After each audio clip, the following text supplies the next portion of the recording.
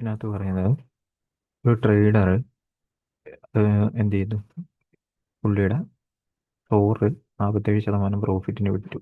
പക്ഷെ അതേ സമയം തന്നെ വെയിറ്റിൽ ഒരു 8% കുറയ്ക്കുകയും ചെയ്തു. ഓക്കെ, ഓൾറെഡി കാണിച്ചിട്ടുള്ള വെയിറ്റിൽ നിന്ന് 8% കുറച്ച് കാണിച്ചു. Then find the total percentage of profit earned by trader.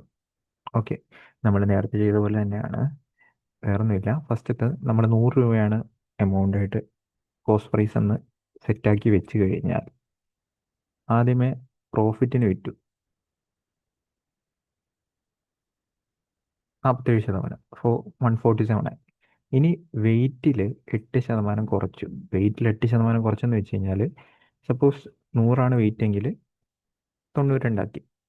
Okay, ഇങ്ങനെ 92 ആക്കുമ്പോൾ ആക്ച്വലി അവിടെ ലാഭമാണ് കിട്ടുന്നത്. കാരണം കുറച്ച് പുള്ളി പറയുവാണ്, 1 കിലോ എന്ന് വെച്ച് കഴിഞ്ഞാൽ 1000 ഗ്രാം കൊടുക്കേണ്ടടുത്ത് ജസ്റ്റ് 920 കൊടുക്കുന്നുള്ളൂ.